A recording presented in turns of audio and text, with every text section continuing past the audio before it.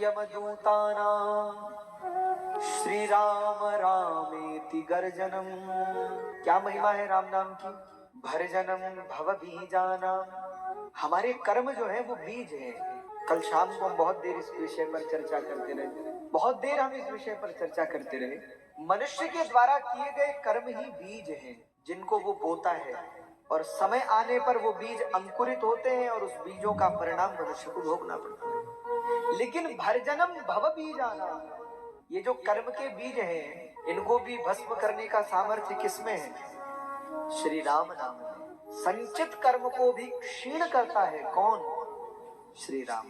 तो भर्जनम भव बीजाना, कर्म के बीज को जला देता है। अच्छा एक बात बताइए, किसी बीज को अगर उबाल लिया जाए और फिर खेत में बोया जाए तो क्या उससे अंकुर होगा? अरे बोलो।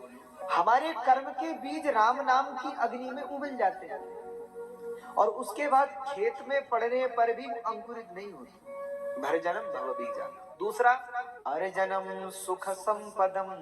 जो राम नाम का आश्रय लेता है उसको हर प्रकार का सुख, हर प्रकार का ऐश्वर्य प्राप्त भी होता है। अच्छा कितने दयालु हैं हमारे राम जी।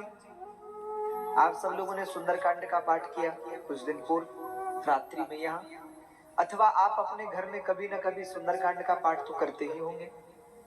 सुंदरकांड के ही अंतर में एक छोटा सा प्रसंग है जिसका नाम है विभीषण शरणागति। श्री विभीषण जी महाराज और राम जी के जीवन का प्रसंग है, विभीषण शरणागति का प्रसंग। जहां विभीषण जी सब छोड़कर राम जी की शरण में आए, और जब राम जी की शरण में विभीषण जी आते हैं तो आपको ये सुनकर आश्चर्य होगा, राम जी सब वानरों ने राम जी को बताया। पहले वानरों ने सुग्रीव जी को बताया कि महाराज आवा मिलन दशानन भाई। ये वाक्य है सुग्रीव जी का। इसको कम करिए।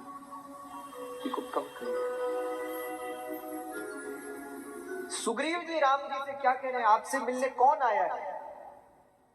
आवा मिलन दशानन भाई। ये नहीं कहा कि आपसे मिलने विभीषण आया है, ये कह रहे हैं आपसे मिलने रावण का भाई आया है। रावण का भाई आपसे मिलने आया है। अच्छा ऐसा क्यों कहा कि रावण का भाई मिलने आया है? क्योंकि रावण वही है जिसने जानकी जी का अपहरण कर लिया है। बोले जिसने जानकी का अपहरण किया है उसका भाई आपसे मिलने आया है। शत्रुता याद दिलाने सुग्रीव जी, और जब याद दिलाते हैं तो राम जी पूछते हैं सुग्रीव जी से क्या करना चाहिए।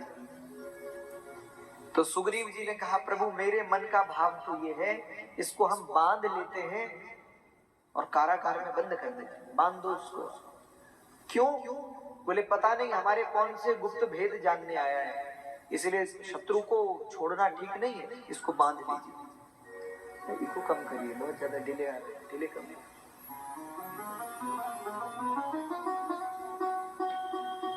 तो इतना सुनते ही राम जी जो विभीषण जी से कह रहे हैं वो बहुत समझने की बात है।